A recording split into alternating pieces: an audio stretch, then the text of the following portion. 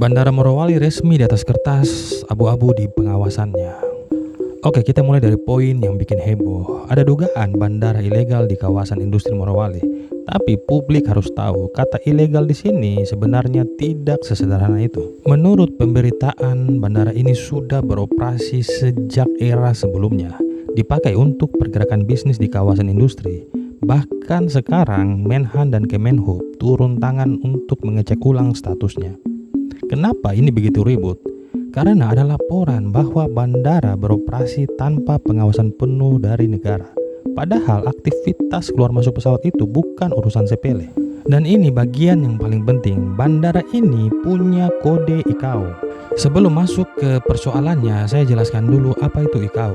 ICAO itu adalah International Civil Aviation Organization, lembaga penerbangan sipil di dunia di bawah PBB yang mengatur standar keselamatan navigasi data bandara hingga seluruh jalur penerbangan internasional. Setiap bandara resmi di seluruh dunia harus punya kode ICAO yang biasanya terdiri dari 4 huruf atau biasa kita sebut dalam dunia aviasi 4 letter code.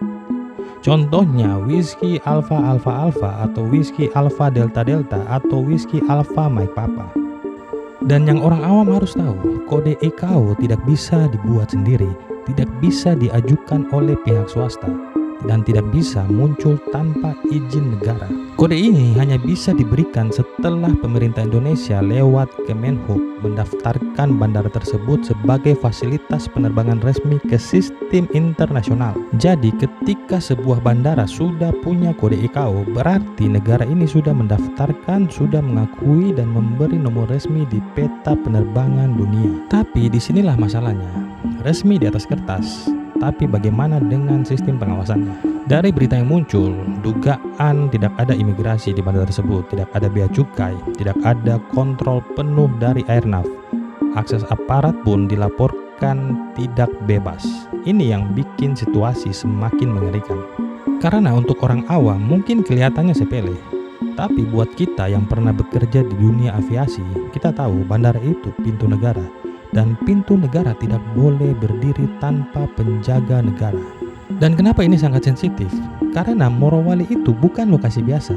Ini pusat industri nikel, pusat smelter, pusat tenaga kerja asing, pusat ekspor barang strategis.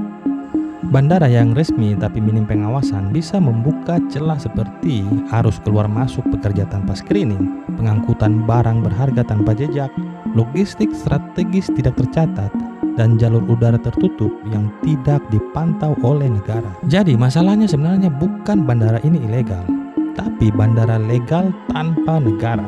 Karena secara administrasi bandara itu sah, secara operasional diduga lemah dalam pengawasan. Dan ketika Menhan bilang ini anomali, itu tepat karena tidak ada bandara yang boleh diakui dunia, tetapi tidak dijaga negaranya sendiri. Dan kesimpulan dalam bahasa paling sederhana, Bandara Morowali itu resmi.